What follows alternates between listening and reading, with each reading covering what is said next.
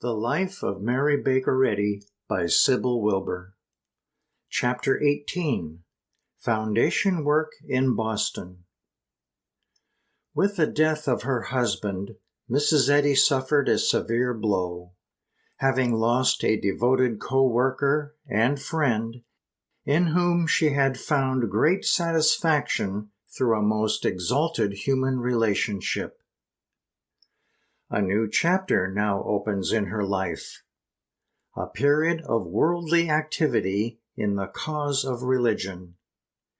She becomes the founder and the organizer, the teacher and promulgator of Christian Science, and in this character transcends her former self as the kind hostess and sympathetic friend. Girlhood, widowhood, wifehood vanish, are swallowed up in a complex but unified individuality which reveals her preeminently as the founder, Mary Baker Eddy. The most cynical critics of this illustrious woman have made the comment that she is never so commanding a figure as when she bestirs herself in the face of calamity. Although these critics have essayed to portray her in the sad moment of her bereavement as a woman prostrated, hysterical, and exhausted, afraid to go out of her house and afraid to stay in it, when in the quiet upper chamber the mortal remains of her husband lay draped for the grave, the events of those days will not harmonize with such a characterization. Mrs. Eddy was self-controlled in the face of her bereavement, so calm that she in every way conformed to the usages and standards of the world, and yet bore herself with the composure of one acting in sublime faith. As there had been unwarranted rumors concerning Mr. Eddy's illness and death, she had permitted an autopsy. That grim function completed, and the verdict of heart failure rendered, Mrs. Eddy summoned such friends and students as she could rely upon. Mr. Eddy's interment was lovingly arranged for and carried out, and her tribute to his life and work was pronounced for her in a public service. She then took steps to withdraw from active work through the summer, and rearranged her plans for a campaign of several years, looking to the establishment of the church on a firm foundation. Before leaving Boston for a summer's rest, a period which the world would call a time of mourning, but which to Mrs. Eddy was a spiritual retreat for the restatement in her consciousness of the deep things of love and truth and immortality. She gathered together her students and gave to each his work. She received representatives from the press and granted an interview in which she refuted the popular notion that consternation had seized her with the swing of death's pinion. She declared with superb affirmation, "I believe in God's supremacy over error, and this gives me peace." Mr. Arthur True Buswell, the student whom Mrs. Eddy had sent to Cincinnati to teach and practice, came to her house in Columbus Avenue, summoned by telegram to join in an advisory council.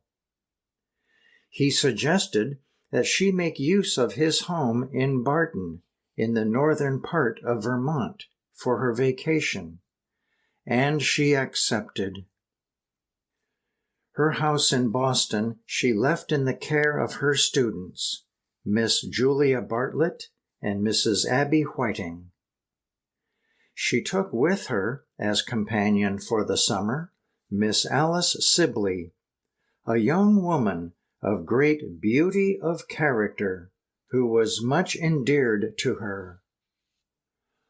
Although she had exhibited heroic qualities of energy and fortitude, neglecting nothing of direction and command before leaving Boston, she showed on the journey traces of nervous exhaustion, and at times the hysteria of grief threatened to overwhelm her. With her wonderful faith, she battled against the thoughts which assailed her, holding herself to her great purpose with the energy of a saint. Mr. Buswell relates that her great struggle was known to his household, but that she carried it through alone, though they often watched outside her door. After a night of agony, she would emerge from her struggle with a radiant face and luminous eyes, and they would hesitate to speak to her for fear of disturbing the peace which enveloped her. However great the struggle of the night, day found her ready to discuss the work of the movement. During the brief summer, she constantly considered the situation in Boston. She planned the reorganization of her household, the reopening of the college, discussed what new students should be admitted to the fall classes, arranged for lectures to be given by the old students, and above all, discussed the founding of a periodical, which she resolved to call the Journal of Christian Science.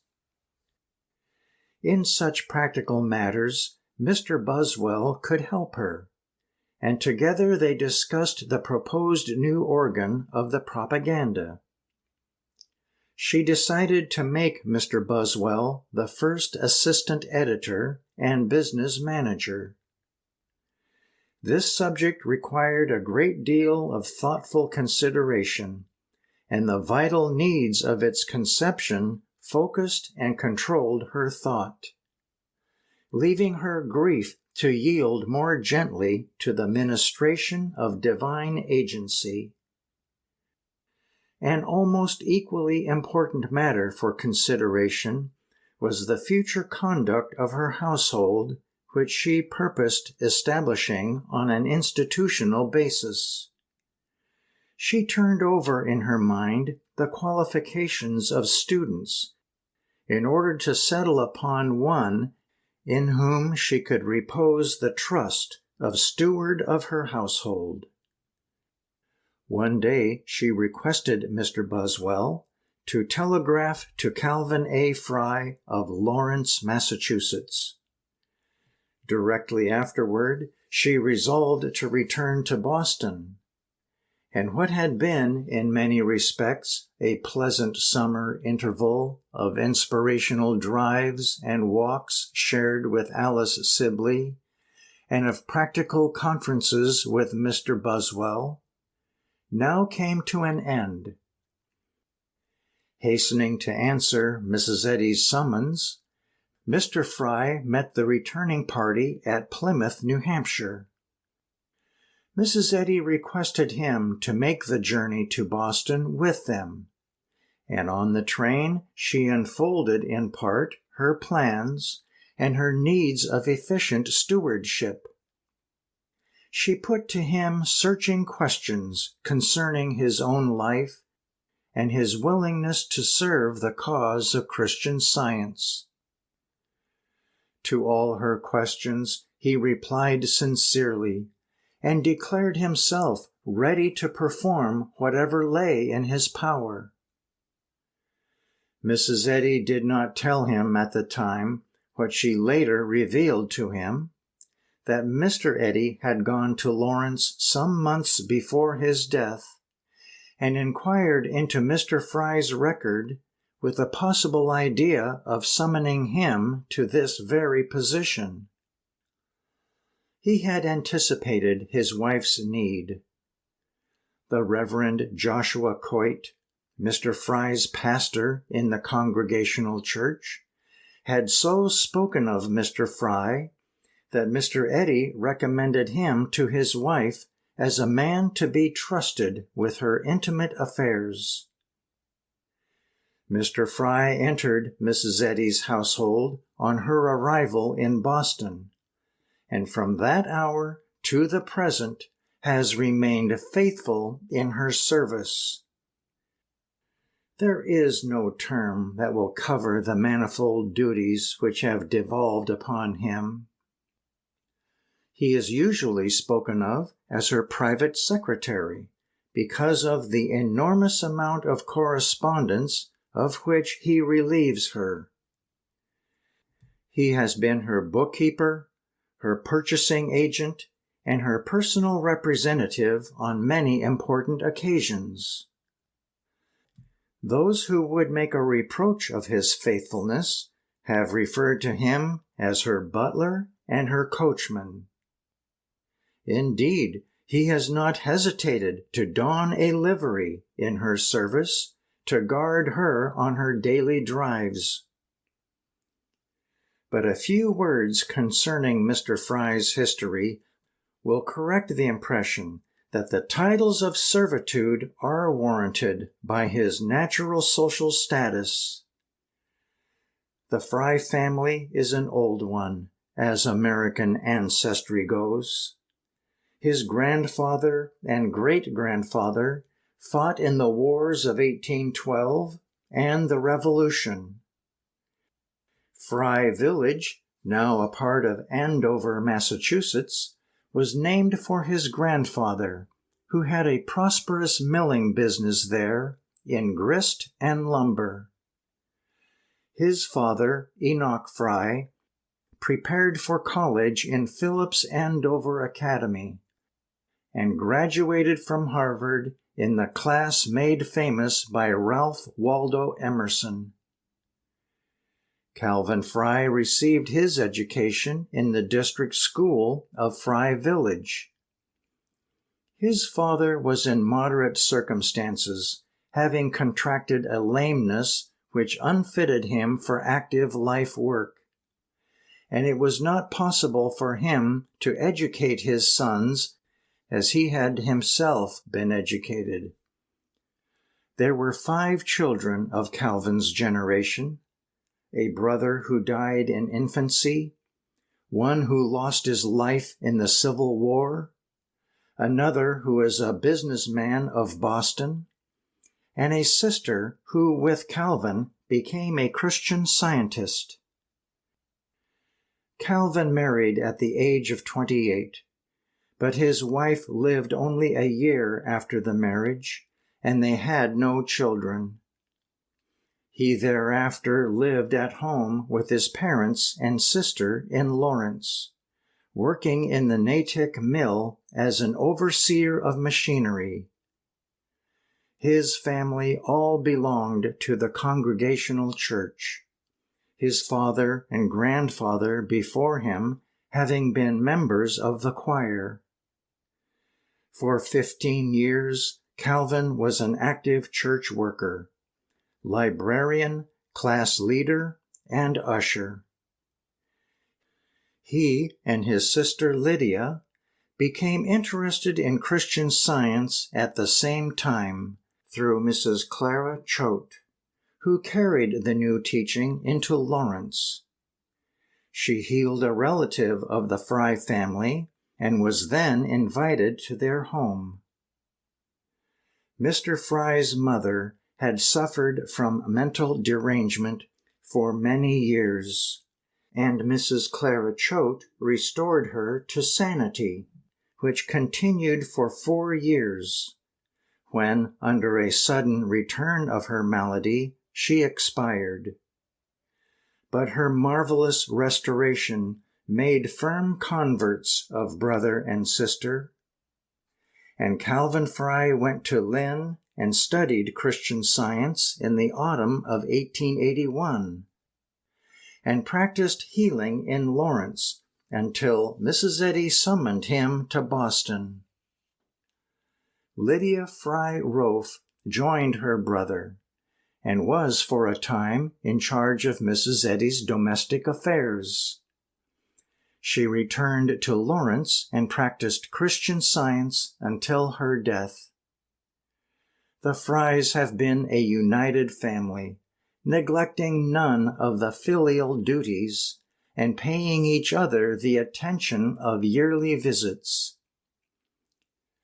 Calvin Fry is a quiet, earnest man with a clear and placid countenance, and he is not without a mild mirthfulness which makes him an agreeable companion.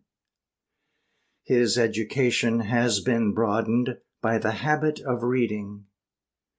In practical matters, he is an active, careful agent, and the quality of faithfulness is preeminently his.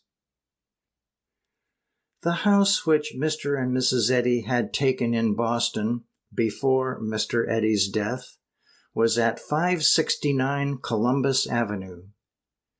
Shortly after her return to Boston, she removed to the house next door at 571. This was a 3-story dwelling with gray stone front. It was very simply furnished, for Mrs. Eddy curtailed and modified the views of the enthusiastic students who would have had her, as one of them regretfully expressed it to the author, lay carpets the feet would sink into, or hang draperies of rich lace and velvet, and decorate with bronzes and paintings which would reflect her taste in art. The students who desired and urged such appointments were of two temperaments: those who loved her devotedly in a very human way and wished to exalt her before the world of Boston; others who had decidedly florid views of what metaphysics should manifest in worldly appearance, and would have turned the modest Gray Institute into a Vatican palace, with oratories, perpetual altar lights, and chapel incense as its features, had they had their way. Mrs. Eddy had previously expressed her views on these matters. Mrs. Choate had given her a reception at her house in Tremont Street, at the corner of Upton Street, on her return with Mr. Eddy from Washington early in the spring of 1882. Through the efforts of a student who had a large social acquaintance, the parlors were filled with fashionable Bostonians. Mrs. Eddy was simply garbed in a quiet gray silk with a black lace shawl draped over her shoulders. When she appeared, the babel was quieted, and she made a brief address. She then shook hands with a few of the guests and retired from the scene of festivity. She afterward told her disappointed students that Christian Science could not be forwarded after that method. Governed by ideas of simplicity, she now gave orders for the fitting out of the college. The classroom on the second floor was laid with oilcloth. The wealthy and fashionable students, of whom there were now a good many, lifted their hands in amazement and despair. Mrs. Eddy further ordered a small platform built in one corner, on which her table and chair should be placed.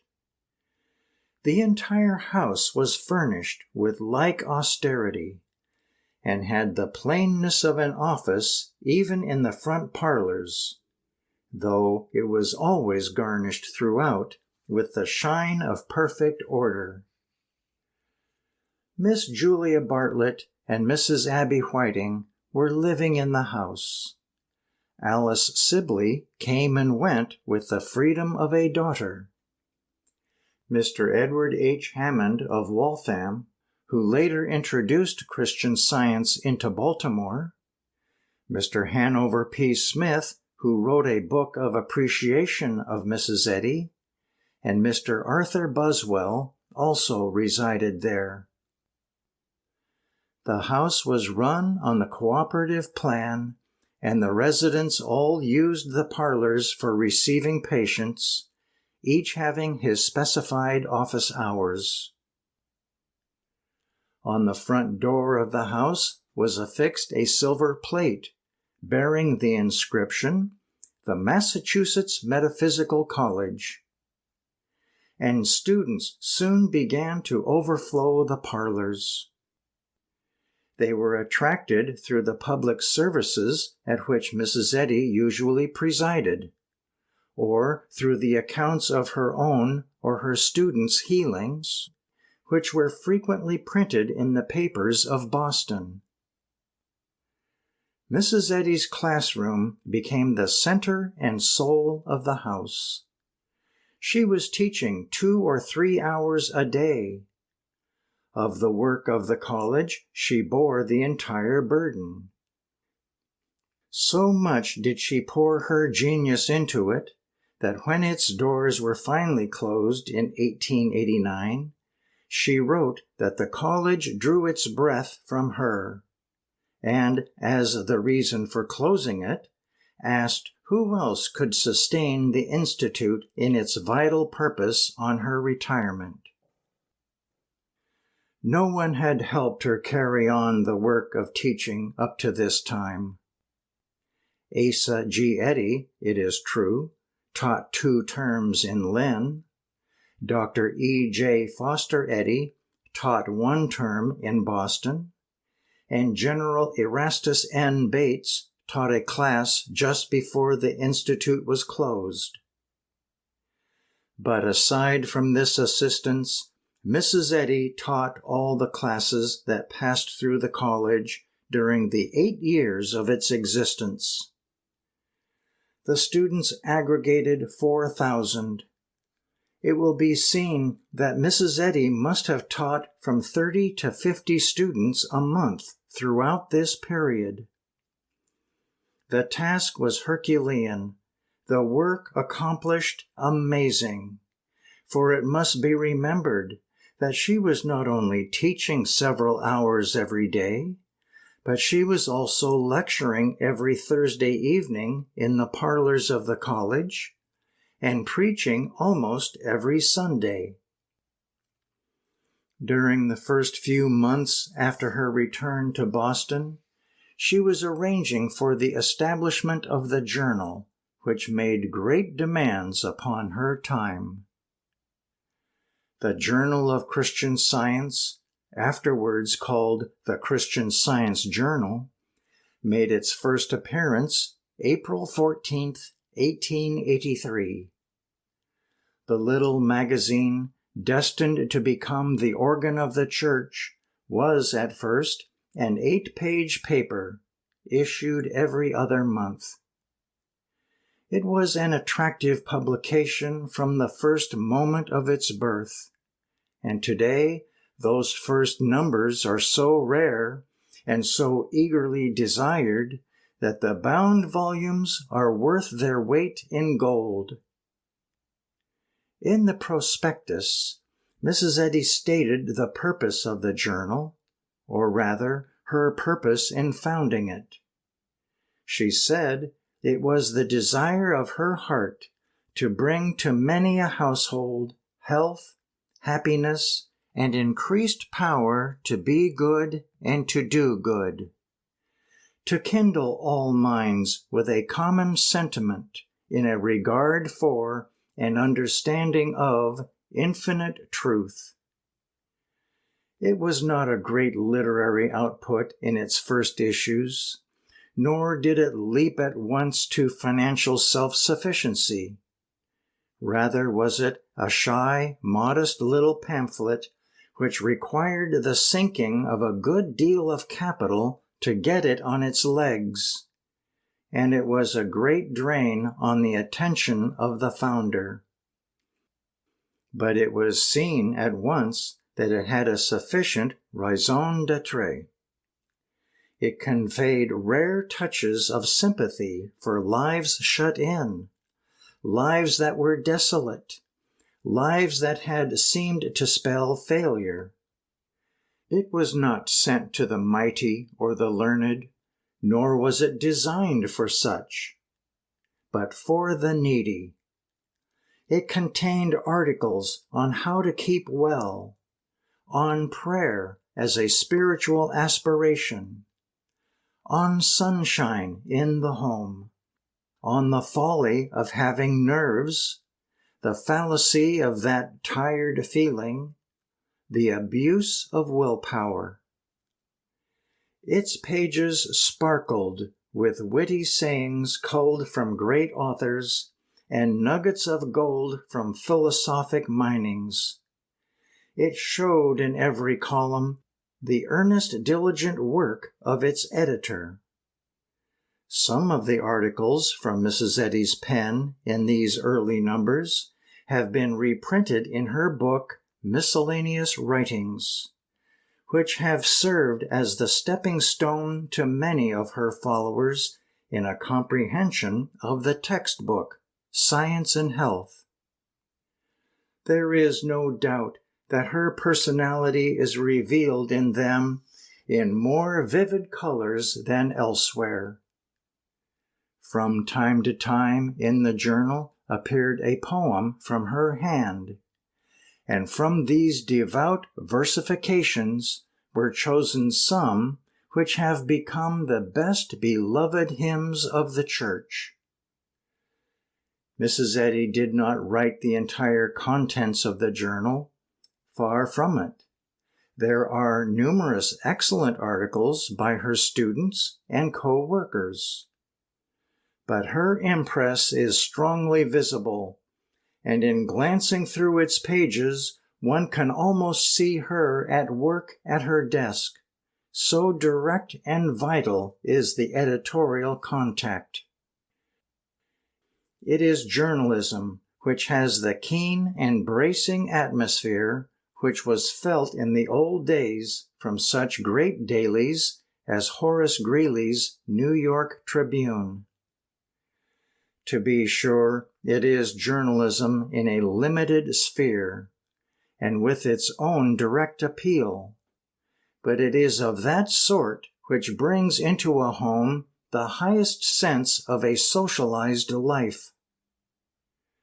The founding of the journal proved to be one of the most effective moves Mrs. Eddy made in the establishment of Christian Science. The magazine could go cheaply where it would cost a great deal of money to send lecturers and practitioners. Moreover, it carried in a peculiar way the personal touch of the founder of Christian Science. And yet the journal was in no sense a personal organ. To so style it is to confuse its aims with those of a political or biased publication. Its appeal was to the spiritual sense of the reader. The journal's history is singular in that it has had a series of editors who fell away from Christian Science into strange apostasy. The first associate editor, Arthur True Buswell, was expelled from the Christian Scientist Association. His case was a peculiar one and difficult to explain, for he but recently declared to the author that Christian Science, in his opinion, is the vital truth of the world. But he also admitted that he was attracted to certain apostate students who were frankly practicing hypnotism. Mrs. Emma Hopkins, wife of an Andover professor, was the second to assume the position of associate editor, her name first appearing in the journal in February 1884. Mrs. Hopkins was a student of Mrs. Eddy. She came to her in trouble and sickness. She was healed, taught, and provided with employment congenial to her mind. But after the most extravagant happiness in her new-found field of usefulness, she became the victim of a flattering woman from Detroit who came to study at the college. This woman was Mary H. Plunkett, known later in New York as an advocate of marriage by selection of soul affinity, without regard to marriage and divorce laws. Mrs. Plunkett departed for New Zealand with her affinity, leaving her husband behind, and was later reported to have wearied of her companion, or to have been deserted by him, and to have entered a religious order. This woman succeeded, by flattery and cajolement, in turning the head of Emma Hopkins. She told her she would make her the greatest woman on the planet, and succeeded in making the Andover professor's wife believe herself a feminine genius, whose name would go down the ages as another Hypatia.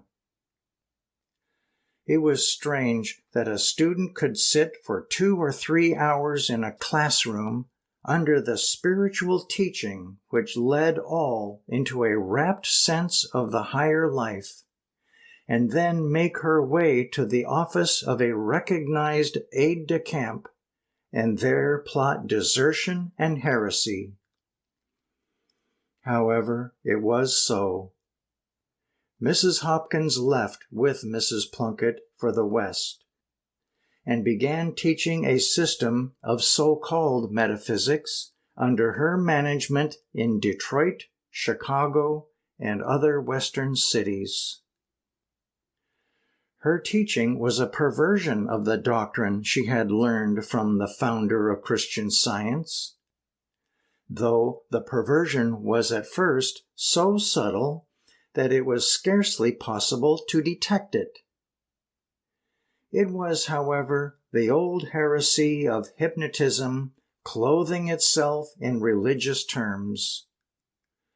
Under the tutelage of the brilliant worldling, for such Mrs. Plunkett was known to have been in Detroit, it is not surprising that Mrs. Hopkins found the singularly pure ideals of Mrs. Eddy to appear reversed, or that she was presently joining the chorus of Christian Science deserters in declaring her selfish and tyrannical. The two women published for a time a magazine which they called the International Magazine of Christian Science, a deceptive name which caused considerable annoyance to the management of the journal. In the fall of 1885, Mrs. Sarah H. Cross became assistant editor and remained in that position until she too left Christian Science with a group of other students, some of whom departed from the association in 1888, for the very strange reason that they desired to study medicine. This disaffection will be spoken of in another chapter. The Reverend Frank Mason then became editor of the journal. He later went to New York and founded a church in Brooklyn, which was non-Christian Science. Mr. William G. Nixon took the business management of the journal in 1890, and his apostasy will be described in connection with the building of the Mother Church. During that year, Mr. Joshua Bailey was editor, and the year following, Miss Sarah J. Clark of Toledo acted in this capacity, both loyal students. Finally, in 1892, the charge of the journal was assumed by Judge Septimus J. Hanna, who stood like a rock and for 10 years edited it with ability and discretion.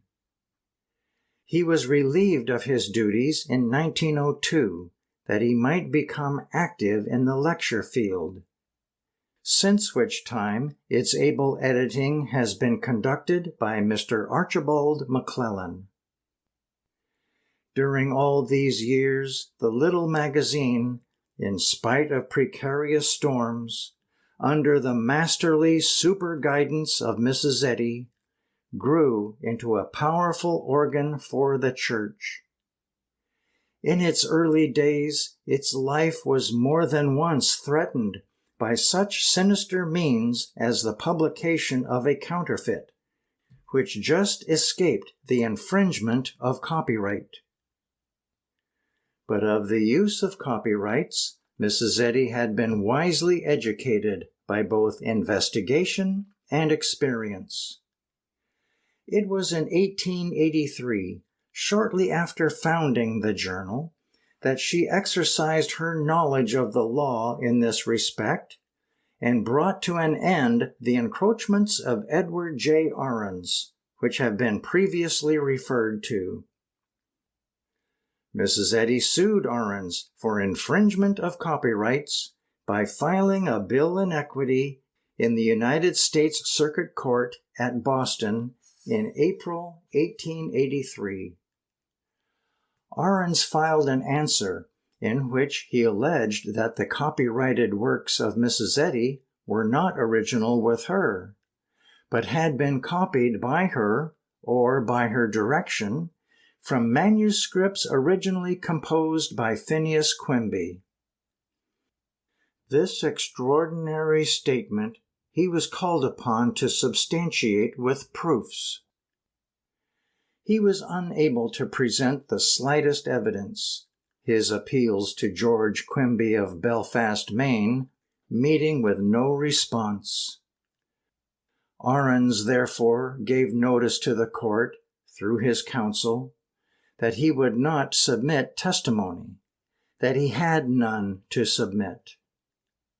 Thus Ahrens' defense fell to the ground, and his failure to prove the old and worn statement that Mrs. Eddy's book was Quimbyism became a veritable vindication of her authorship. The United States Court issued a perpetual injunction against Ahrens, restraining him from printing, publishing, selling, giving away, or distributing in any manner his pirated works, under pain of a fine of $10,000. Furthermore, his printed books, to the number of 3,800, were put under the edge of the knife and their unlawful existence destroyed. The costs of the suit, which were $113, were taxed against Ahrens. Thus the seal of the United States Court was put upon Mrs. Eddy's rights as an author, and those copyrights which Mr. Eddy secured in her name were never again disputed. This signal triumph came at a time when Mrs. Eddy needed such a perpetual guarantee from justice for her right of way. Having secured it, no one could again with propriety, publicly or privately, dispute her authoritative claim as discoverer of the science she was establishing.